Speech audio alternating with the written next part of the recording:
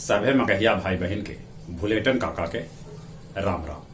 आथिन मगहिया खबर में सुनथिन देश दुनिया के खबर। 5 राज्य में मतगणना आज। पश्चिम बंगाल में 294 में 292 सीट पर, तमिलनाडु में 234 सीट पर, केरल में 140 सीट पर, असम में 126 सीट पर और पुडुचेरी में 30 सीट पर मतगणना के काम जारी है। झारखंड के मधुपुर उपचुनाव के भी मतगणना आज करावल जा रहा है। दोपहर बाद चुनाव परिणाम आवे के पूरा संभावना है।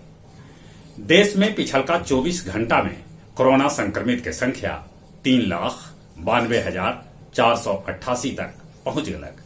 अपन बिहार में 24 घंटा में रिकॉर्ड 13,789 कोरोना संक्रमित भेटलन है। अपन बिहार में 24 घंटा में 82 कोरोना मरीज के मौत के खबर है। बिहार में टोटल कोरोना संक्रमित के संख्या 1,08,202 तक पहुंच गलक। भागलपुर में श्मशान घाट पर कोरोना मृतक से 25,000 से लेके 50,000 तक रुपया वसूलल जा रहा है। बीजेपी एमएलसी हरि नारायण चौधरी के कोरोना से मौत के खबर है। एक सप्ताह लेल दिल्ली में फिर से लॉकडाउन बढ़ा देवल गया। दिल्ली के बत्रा अस्पताल में ऑक्सीजन के बिना एगो डॉक्टर समेत 12 आदमी के मौत के खबर है।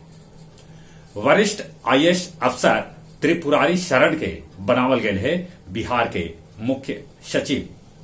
उत्तर प्रदेश में पंचायत चुनाव के मतगणना न रोकल जात, ऐसा सुप्रीम कोर्ट के फैसला है।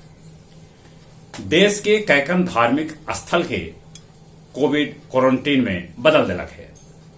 पटना के हनुमान मंदिर से ऑक्सीजन गैस के वितरण कैल जा रहा है। तब कईगो मस्जिद में बेड लगावल गया है, त गुरुद्वारा में भी कोविड वाला काम करल जा रहा है। शोषित समाज दल के राष्ट्रीय अध्यक्ष रामचंद्र कटरियार कानपुर के और उमाकांत राही नवादा के राष्ट्रीय महामंत्री बनावल गए है।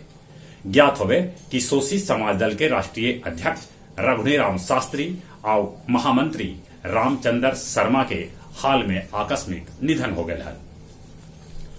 असम में कल फिर से भूकंप के झटका महसूस कल गए। रिक्टर पैमाना पर एकर तीव्रता 3.3 आंकल गए। समाज सेवी परैया के रामस्वरूप भाई के निधन हो गए।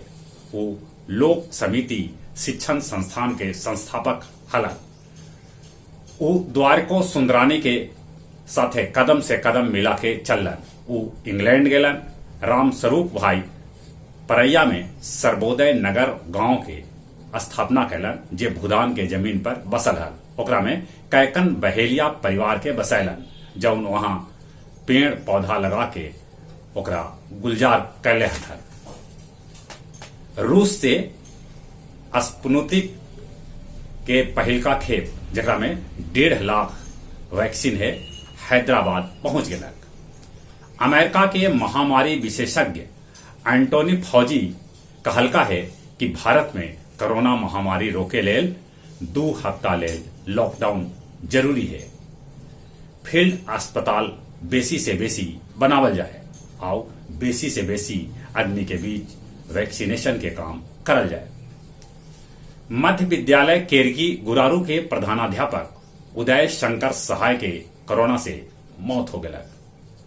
गया के जिलाधिकारी अभिषेक सिंह कल कैलन अस्पताल के दौरा।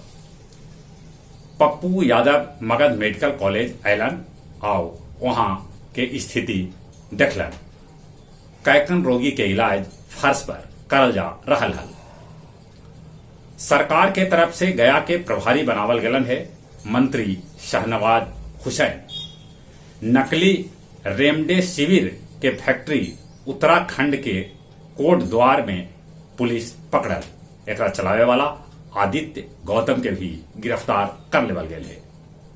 झारखंड में अगला 6 महीना तक हड़ताल, धरना, जुलूस पर रोक लगा देवल गया। औरंगाबाद में कर्फ्यू तोड़े वालन के पुलिस उठक बैठक करवेलक। मतगणना जारी है। मतगणना के रुझान दोपहर बाद आवत। अभी मघी समाचार में इतने। एक बार फिर से अपने सभी के बुलेटिन काका के राम राम।